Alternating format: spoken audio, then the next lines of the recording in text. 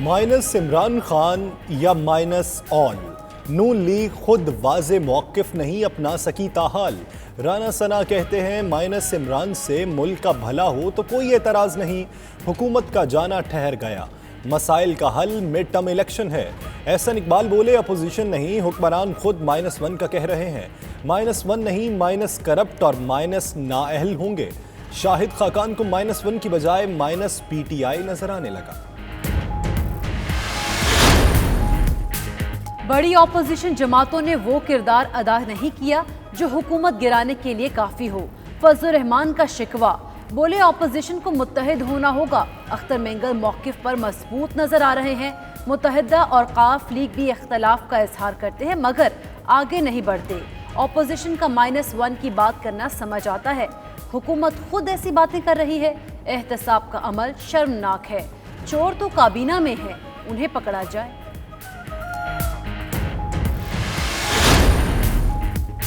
ایک کے بعد دوسرا لیگی رہنما پریس کانفرنس کر رہا ہے۔ شبلی فراز سمیت وفاقی وزراء کی پریس کانفرنس، کہا سابقہ اتوار میں چینی اور آٹے سمیت کئی معاملوں پر سمجھوتے کیے جاتے رہے۔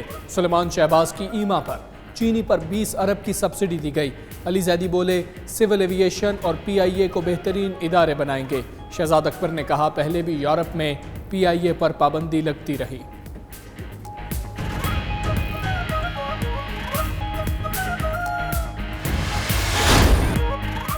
کرونا وائرس لاک ڈاؤن سے برطانیہ کو تاریخ کی بدترین کساد بازاری کا سامنا۔ 1980 کے بعد برطانیہ کو اس وقت بے روزگاری کی بدترین لہر کا سامنا، بے روزگاری کی شرح 3.8% تک پہنچنے کا امکان۔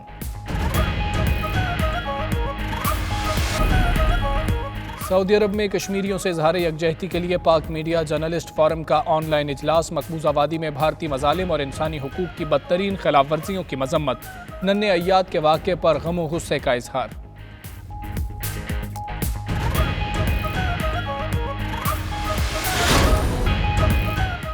روس میں میراتھن ووٹنگ نے صدر پیوٹن کے لیے میراتھن اقتدار کی راہ کھول دی۔ 78% عوام کا آئینی ترامیم کے حق میں ووٹ، ولادیمیر پیوٹن کے 2036 تک برسر اقتدار رہنے کی راہ ہموار ہو گئی۔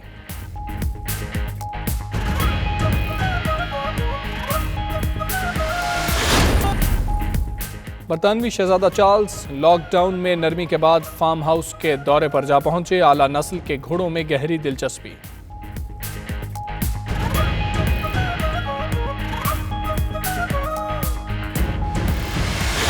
'92 نیوز کی کاوشیں رنگ لائیں، ملک میں گیم PUBG پر عارضی پابندی لگ گئی۔ ادھر PUBG سمیت خطرناک گیمز پر مستقل پابندی کے لیے قرارداد پنجاب اسمبلی میں جمع۔ نون لیگ کی رکن ربیہ نصرت کی قرارداد میں کہا گیا کہ PUBG خونی کھیل کی شکل اختیار کر گئی۔ لاہور میں ایک ہفتے میں 3 نوجوانوں نے موت کو گلے لگا لیا۔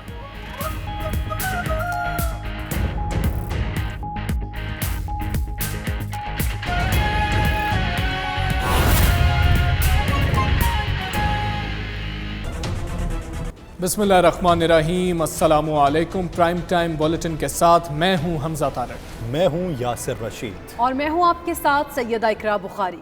ناظرین، ایک نئی بیماری سر اٹھانے لگی۔ اپوزیشن رہنماؤں کی نئی صف بندیاں ہو رہی ہیں تو مولانا ابھی تک ناراض نظر آ رہے ہیں۔ سلامتی کونسل میں بھارت کو کس طرح منہ کی کھانا پڑی، یہ سب کچھ اور اس کے علاوہ بھی بہت کچھ شامل ہوگا بلیٹن میں، لیکن سب سے پہلے عمران خان یا آل۔ لیگی رہنما خود واضح موقف نہیں اپنا سکے، شاہد خاقان عباسی نے -1 نہیں بلکہ -PTI کا دعویٰ کر ڈالا۔ رانا ثناء اللہ صرف عمران پر اکتفا کر رہے ہیں۔ ماجرا کیا ہے، جانیے اس رپورٹ میں۔ -PTI ہی ہوتا مجھے نظر آ رہا ہے۔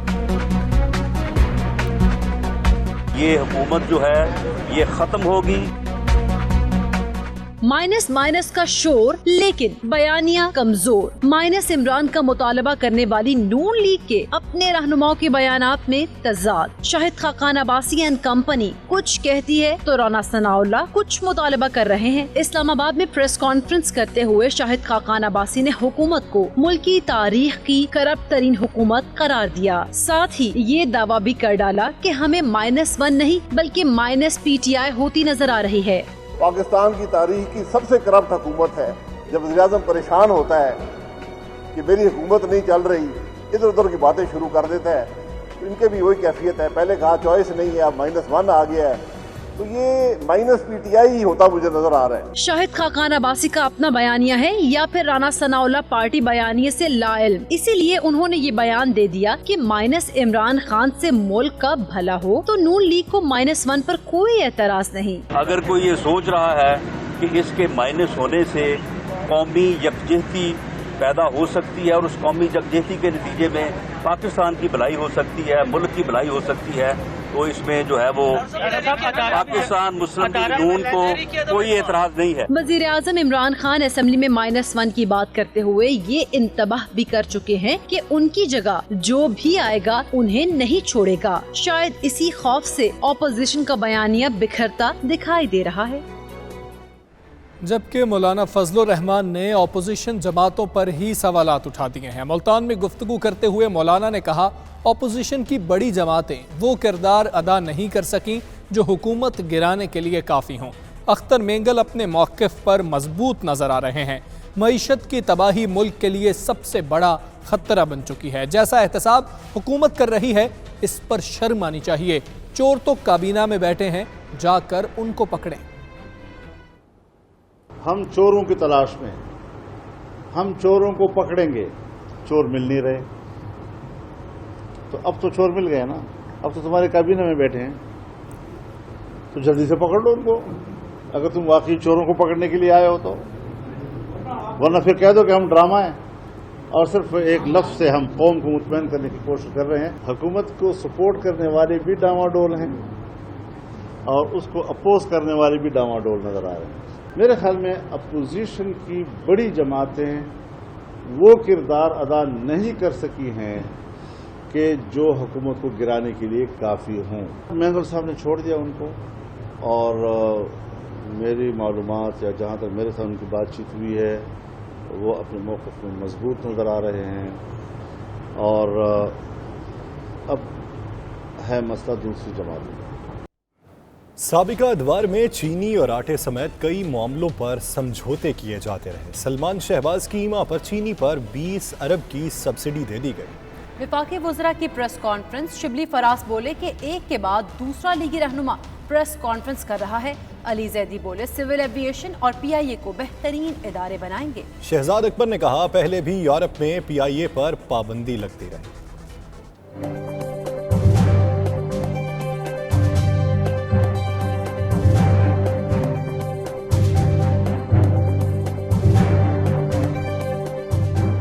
कौमी इदारों की तबाही में सियासतदानों का बड़ा हाथ है। साबिका अदवार में चीनी और आटे समेत कई मामलों पर समझौते हुए। वफाकी वज़रा की इस्लामाबाद में प्रेस कॉन्फ्रेंस। वफाकी वज़ीर इत्तलात शिबली फराज का कहना था कि बदकिस्मती से दुनिया में मकाम रखने वाली PIA को बर्बाद किया गया। गुज़िश्ता 10 से 15 साल में ये कौमी इदारा जवाल पजीर हुआ। हम इसके मयार को बहाल कराएंगे। उन्होंने कहा कि जो पायलट्स इस वक्त जहाज उड़ा रहे हैं वो स्क्रूटनी प्रोसेस से गुजर चुके हैं। बदकिस्मती से पिछले 10-15 साल में ये जवाल पजीर हुई। माजी की जो एक रेपुटेशन थी, जो उसका मकाम था, उसको हम दोबारा लाने की कोशिश कर रहे हैं कि जो पायलट्स इस वक्त उड़ा रहे हैं जहाज, वो अल्लाह ताला के फजल से सारी स्क्रूटनी प्रोसेस से वो गुजर चुके हैं। वफाकी वजीर बराए बहरी उमूर अली जैदी बोले कि PIA में जो ड्रामे किए उसका पूरी कौम को पता है। वादा है चंद माह में सिविल एविएशन अथॉरिटी दुनिया की टॉप अथॉरिटी बन जाएगी। गंदे अंडे निकालेंगे। खिलाफ ज़ाब्ता भर्तियों में मुलव्वस अफराद का कड़ा एहतसाब होगा। सियासतदान थे इस मुल्क में जो बैठे हुए थे, उनका बड़ा हाथ है। PIA के अंदर उन्होंने जो ड्रामे सारे किए वो सारी कौम को पता है। चंद महीनों में, चंद कम महीनों की बात कर रहा हूँ, सिविल एविएशन अथॉरिटी पाकिस्तान की इंशाल्लाह सेफ्टी वाइज दुनिया की टॉप अथॉरिटीज में आ जाएगी, क्योंकि जब आपने गंदे अंडे निकाल देने हैं तो ऑटोमेटिकली चीजें साफ होना शुरू हो जाती हैं। मुआविन खुसूसी बराए एहतसाब बैरिस्टर शहजाद अकबर का कहना था कि वज़ीर आज़म ने सिविल एविएशन हुक्काम को तहकीकात का अमल जल्द मुकम्मल करने की हिदायत की है। अवाम की हिफाजत के लिए तमाम इक़दामात उठाए जा रहे हैं। 28 पायलट्स की हतमी रिपोर्ट काबीना में पेश कर दी गई, जिनके खिलाफ कार्रवाई की जा रही है। इदारों में होने वाली बेज़ाब्तियों पर समझौता नहीं किया जा सकता। وزیر اعظم نے 15 نیشنل پارکس کو محفوظ بنانے کے منصوبے کا اعلان کر دیا. کہتے ہیں حکومت سیاحت کو فروغ دینے کے لیے اقدامات کر رہی ہے.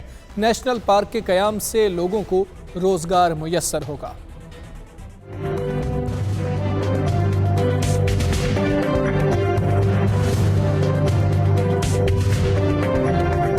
وزیر اعظم عمران خان کا کہنا ہے کہ تیزی سے بڑھتی ہوئی آبادی کے تناظر میں ماحول کا تحفظ ناگزیر ہے. 15 نیشنل پارکس کا فیصلہ آئندہ نسلوں کے لیے بڑا قدم ہے. جس طرح کی وائلڈ لائف ہے وہ بھی مختلف ہے. آپ اوپر سے ناردرن ایریا سے نیچے چلے جائیں تو یہ جو 15 نیشنل پارکس کا فیصلہ کیا، میرے خیال میں آج ہم نے اپنی آنے والی نسلوں کے لیے ایک بہت بڑا قدم اٹھایا. عمران خان کا کہنا تھا کہ ہمارے شہروں کے ماسٹر پلان نہیں ہے، شہر تباہ ہو رہے ہیں. ماسٹر اور ٹاؤن پلاننگ کر کے شہروں کو بھی بچائیں گے. پورا زور لگا رہا ہوں آپ کے ماسٹر پلانز بنائیں اپنے شہروں کے لیے. ابھی تک ہمارے شہروں کے ماسٹر پلانز ہی نہیں ہیں اور یہ آؤٹ ڈیٹ ہو چکے ہیں. ہمارے شہر تباہ ہو رہے ہیں. کوئی ٹاؤن پلاننگ تو تب ہوگی جب شہر کے ماسٹر پلان ہو گئے. وزیر اعظم نے نیشنل پارکس منصوبے کی تقریب سے خطاب کے دوران مزید کہا، سیاحتی علاقے کھولنے سے پہلے ان کے لیے قوانین ہونے چاہیے. نایاب جنگلی حیات کو بچانے کے لیے مزید اقدامات کرنا ہوں گے. کرونا وائرس لاک ڈاؤن کی وجہ سے برطانیہ، جسے تاریخ کی بدترین کساد بازاری کا سامنا ہے، 1980 کے بعد موجودہ حالات میں بے روزگاری کے حوالے سے ماضی کے تمام ریکارڈ ٹوٹ جائیں گے. ہاؤس آف کامنز کے اعداد و شمار کے مطابق برطانیہ میں 1984 میں بے روزگاری کی شرح 3.3% تھی، جس کی شرح اب 3.8% تک پہنچنے کی توقع کی جا رہی ہے. بیورو چیف یو کے غلام حسین آوان کی رپورٹ دیکھیے.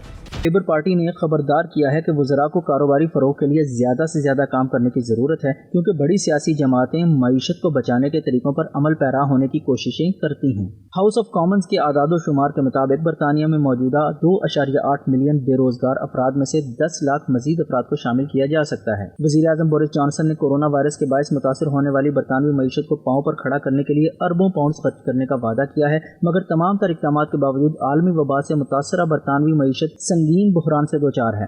اسپتالوں، اسکولوں سمیت سڑکوں اور ریل انفراسٹرکچر کے منصوبوں میں ملازمتیں بچانے اور معیشت کو مضبوط بنانے کے لیے عزم کا اظہار کر رکھا ہے. لیبر پارٹی کے رہنماؤں کا کہنا ہے کہ موجودہ حالات میں سب سے زیادہ ضروری مختلف شعبہ جات میں کام کرنے والوں کی ملازمتوں کو بچانا ہے، جن میں جم، بیوٹی سیلون اور کلبز وغیرہ کے لوگ بھی شامل ہیں. اگست میں امپلائیز کو فالو اسکیم میں شامل کر کے مزید مراعات دی جا سکتی ہیں، جس میں فی الحال مزدوروں کے لیے 80% اجرت مختص کی گئی ہے. مذکورہ اسکیم نومبر تک ختم کر دی جائے گی. برطانیہ میں کرونا وائرس کے پیش نظر لگائے جانے والے لاک ڈاؤن میں مزید نرمی کر دی گئی. عوامی جگہوں کو کھولنے کا اعلان کیا گیا. پرنس چارلز نے مویشیوں کو دیکھنے کے لیے فارم ہاؤس کا دورہ کیا. مویشیوں کے فارمز کو آئندہ چند دنوں میں کھول دیا جائے گا. حفاظتی انتظامات کا جائزہ لینے کے لیے پرنس چارلز نے ایک فارم کا دورہ کیا. مویشیوں کی خوراک اور دیگر ضروریات سے متعلق معلومات بھی حاصل کی. 71 سالہ پرنس چارلز بھی کرونا وائرس میں مبتلا ہوئے، تاہم انہوں نے اس وبا کو بہت جلد شکست دے دی تھی. ڈائریکٹر نے پرنس چارلز کو مختلف اعلیٰ نسل کے گھوڑے بھی دکھائے. انہوں نے اپنے گھر لے جانے کے لیے آٹے کے مل کا بھی دورہ کیا. برطانیہ میں 14 جولائی کو ریسٹورانٹس، عجائب گھروں اور پارکس کو بھی عوام کے لیے کھول دیا جائے گا. جرمنی میں مقیم اوورسیز پاکستانی اور کشمیری کمیونٹی نے بھی کشمیر میں ہونے والے ظلم و ستم کے حالیہ واقعے پر شدید غم و غصے کا اظہار کیا ہے. پاکستانیوں کا کہنا تھا عالمی ادارے اس بھارتی فورسز کے ظلم و ستم کا نوٹس لیں. جموں کشمیر کے علاقے سوپور میں جو المناک واقعہ ہوا ہے، ایک تصویر میں نے دیکھی ہے سوشل میڈیا کے اوپر. ایک چھوٹا سا بچہ اپنے نانا کی میت کے اوپر بیٹھ کر آہ و بکا کر رہا ہے اور پوری دنیا کے ساتھ پوری دنیا کو یہ اپیل کر رہا ہے کہ یہ جو ظلم و ستم کشمیر کے اندر ہو رہا ہے انڈین فورسز کی طرف سے، تو اس کی ہم لوگ اوورسیز پاکستانی اس کی پرزور مذمت کرتے ہیں. پچھلے دنوں میں جو واقعہ ہوا ہے کشمیر کے اندر، ایک چھوٹے بچے جو اپنے نانا کی لاش پہ بیٹھا ہوا تھا، سچی بات ہے اس کی تصویر دیکھ کے تو بڑا دکھ ہوا ہے.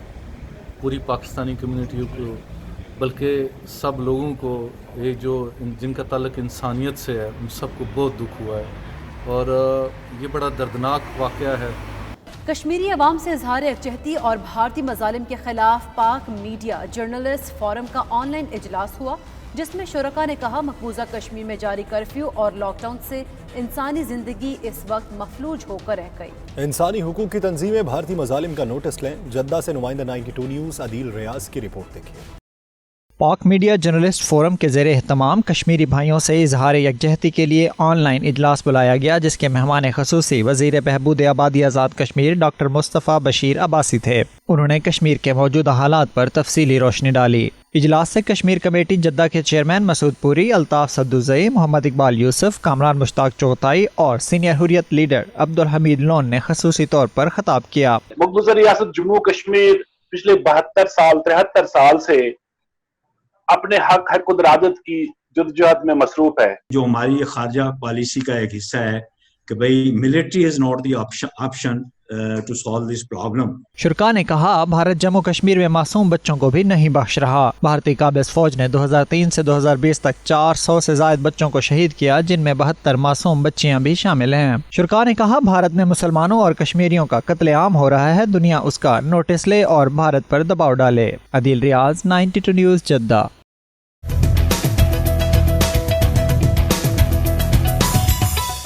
میراتھن ووٹنگ نے میراتھن اقتدار کی راہ کھول دی ہے۔ روس میں آئینی اصلاحات پر عوامی ریفرنڈم کے نتائج سامنے آ گئے۔ 78% عوام نے آئینی ترامیم کے حق میں ووٹ دیا۔ ولادیمیر پوٹن کے 2036 تک برسر اقتدار رہنے کی راہ ہموار ہو گئی۔ شاہد گھمن رپورٹ کریں گے۔